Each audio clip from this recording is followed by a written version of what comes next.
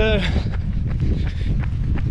Kara decides she want to do a sprint try early next year. So it's Wednesday afternoon, active recovery day for me, and Kara decides she want to do a first 5k run in a new training block for a sprint try. So about 800 meters in at the moment.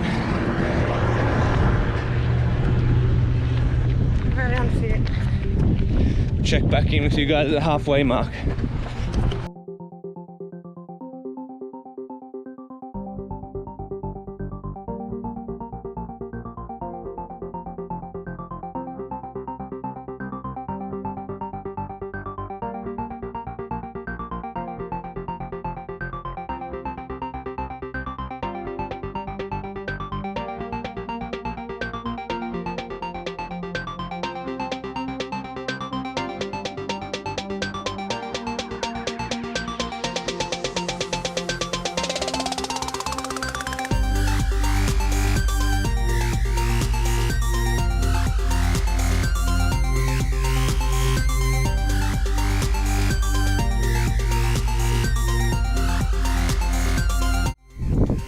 At the halfway point, 2.5k turnaround, first 5k back to the season, KLL. As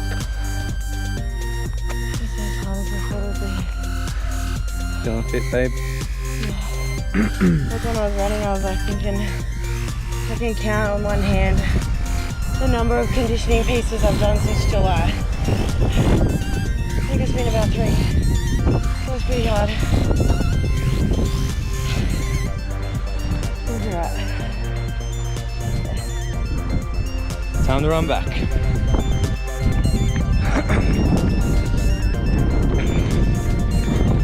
So we're on our way back. We've got about 2k's to go. Kara's feeling the effects of not training for a couple of months. Well, she's been trained every day, but not doing much conditioning, running, CrossFit, just bodybuilding work. So we're running about a 5:30k pace at the minute, and she's chugging along behind us. So I'm just working on my nasal breathing, only running at the moment. Not going too well while I'm talking to the camera, but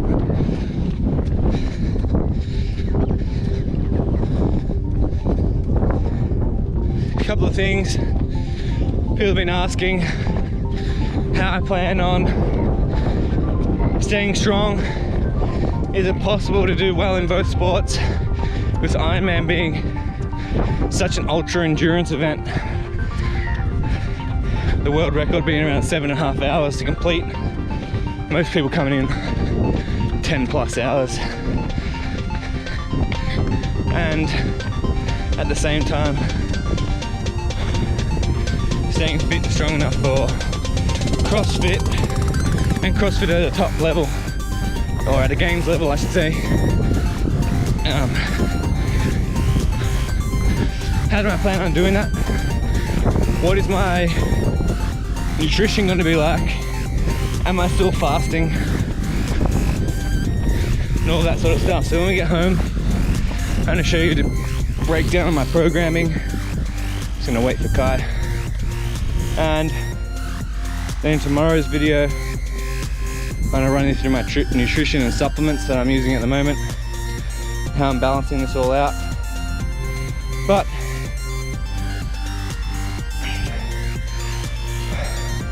I don't think it's possible to win the CrossFit Games and qualify for a Kona. Maybe if you pick the right race to qualify in an age group. Let's just say I don't think it's the CrossFit Games is the top.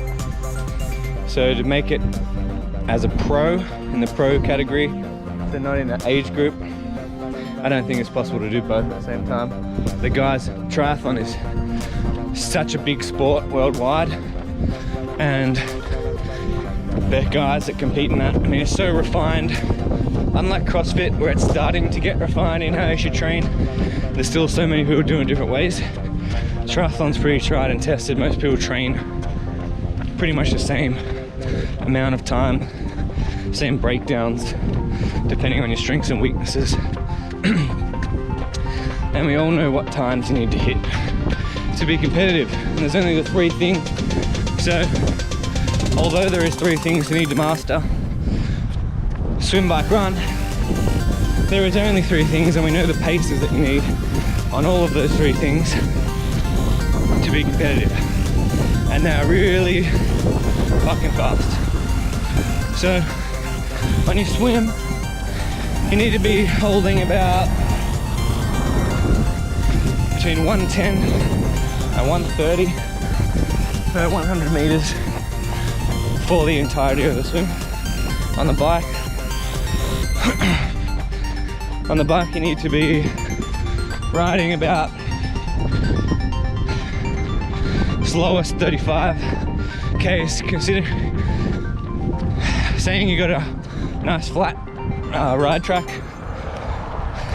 45 k's an hour, 40 to 45 k's an hour for the entirety of the bike ride. And then the run, if you need to be running, good guys run about 3:30, maybe faster, maybe slower. So 4:30 to 3:30, ultimately not down around that 4:30 mark for the entirety of that run piece, which is a marathon distance in the full Kona distance or the Ironman distance try. And then CrossFit is a completely different beast. The longest thing we ever did in CrossFit was either the 333,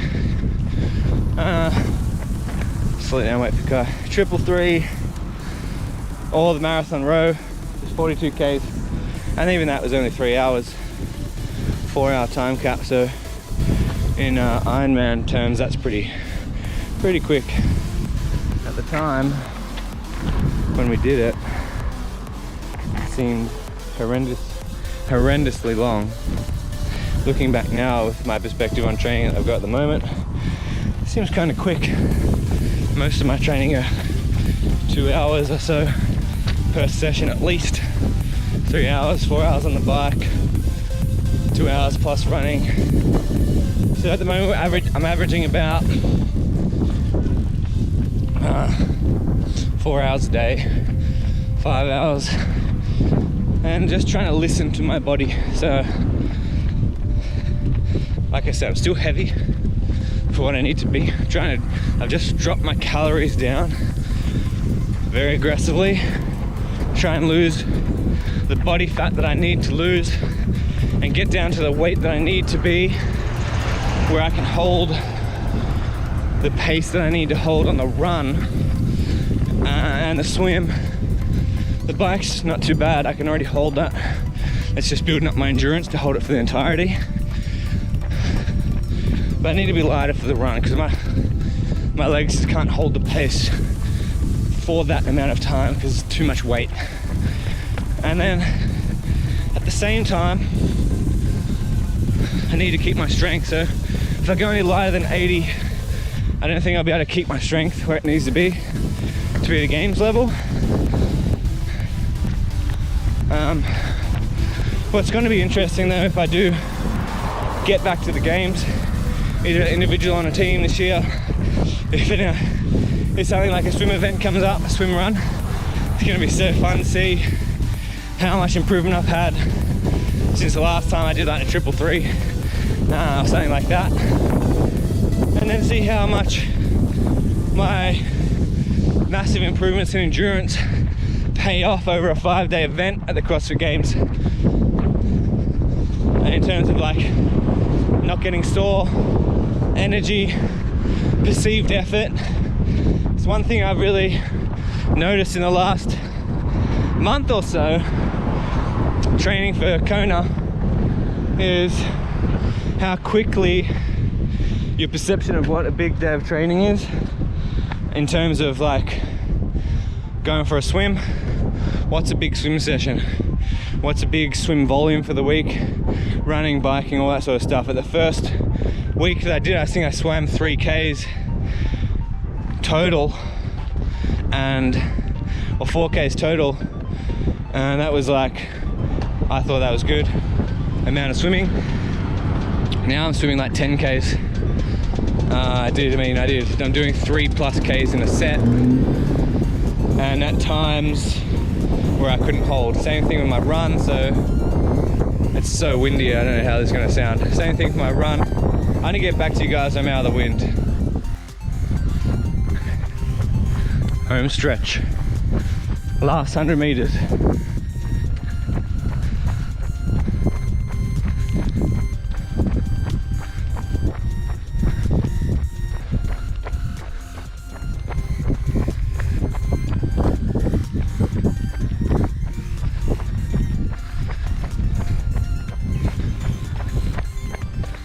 Yeah. Oh, that's my thanks, babe. First 5K done. Unfortunately for Kai, that is the total distance of her run that she needs to train for. Yeah. So at least you know we can do a completion at a first try. Alright, so as I was saying, in terms of how quickly you recalibrate and adjust your expectation of volume and training time. I just spoke about my swim and the run. I was aiming for like 20Ks a week, 30, 40Ks a week at the start. And now I'm looking at 75Ks a week or more, and on the bike, what seemed 200Ks a week, 250Ks a week, seemed like a big deal. Now it seems very easy to achieve, and within that I'm starting to build in a lot of intervals to that riding. So it's a natural progression, and I'm charting all my stuff out as I go. So as you can see, the editing screen up at the moment. So this is someone who I watch a lot of, Nick Bear and Lionel Sanders. But if you look here,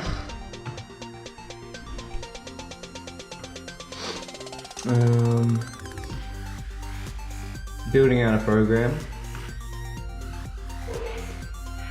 the road to Kona. And I'm going to build it all out. So I have to move this Thursday to today, which is Wednesday, because yesterday sort of smashed me a bit. So I'm just learning as I go, and I've got a lot of plans that I'm looking at. Triathlon training plan, qualify for Kona. So I'm looking at all this stuff and then seeing how I can apply it. So a lot of this stuff, unless you get a coach, they're only looking at like one training session a day, which is not enough for what I want to do. And then some of the other ones, like this qualify for Kona one, they're pretty good. So I'm not just doing it on the fly. I am trying to learn as much as I can and look at my past performances and past experiences in the long distance world. But in terms of that, I'm also, as I get into it more and more, I'm thinking that I want to just go fully into trying to qualify and do well at Kona. It's something that I really love to do. I'm outside all the time. So yeah, we'll see how we go. At the moment, I'm still planning on re-qualifying for the games and keeping my body weight and strength at a level it needs to be. We'll see how we go as we start doing some more races. As you guys know, I did a sprint try, 750 swim, 20K bike, 5K ride in the lead up to the games this year, and I came second in my age group, which is pretty cool. And that was with no training. So I know my time for that. So I want to go and do another sprint try of that distance and see how much I beat it by. And then I've got a 70.3, so the half Ironman distance coming up in a couple months time. And then we're going to give the full one a good crack when I feel like I'm ready to potentially qualify to Kona. And then Kona is next late next year. So you really, from what I've learnt, you only want to do 1 to 2 full distances a year or a season. And so that's for good guys and the top guys, and I'm not anywhere near them.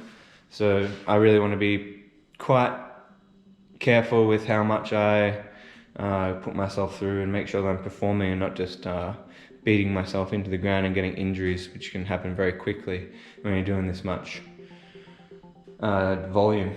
So that's where we're at right now. Next time I have a chat to you guys, I'm going to go over my nutrition strategy and the supplements I'm using. I've got a whole cupboard full of stuff from Switch, but they're a lot of the same things, pretty much ZMA, creatine, keto switch, and the aminos, essential amino acids. But I'll go over my diet, nutrition, but that's pretty much what I'm doing with my training at the moment. I'm training every day. Sometimes I'm doing 3 days, I'm doing 1 brick a week. And it's going to evolve, and I'll show you more as I learn more and grow more.